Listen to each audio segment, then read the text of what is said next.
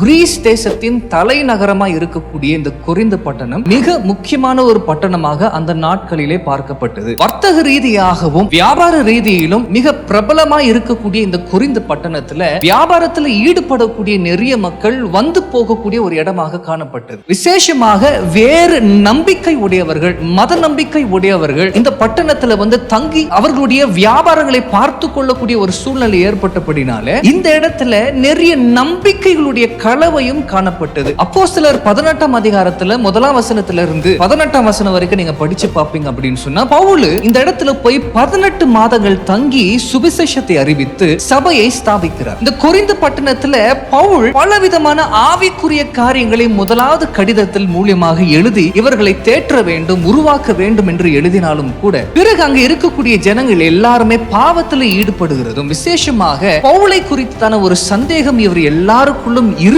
என்று பவுல் தெரிந்த உடனே அடுத்து இன்னொரு கடிதத்தை அவர்களுக்கு எழுதுகிறார். அந்த இரண்டாவது கடிதமா இருக்கக்கூடிய அந்த கடிதம் இவர்களுக்கென்று குறிப்பிட்டு இவர்களுக்காக மாத்திரமே எழுதப்பட்ட ஒரு கடிதமாய் இருந்தபடினாலே அந்த கடிதம் இன்றைக்கு நமக்கு வேதத்தில் இணைக்கப்படவில்லை. அது இரண்டாவது கடிதமாக இன்றைக்கு நம்ம வேதத்தில் இல்லாதபடினாலே மூன்றாவது கடிதமாக எழுதப்பட்டிருக்கிற 2 கொரிந்தியர் இன்றைக்கு நம்மோடு கூட இருக்கிறது.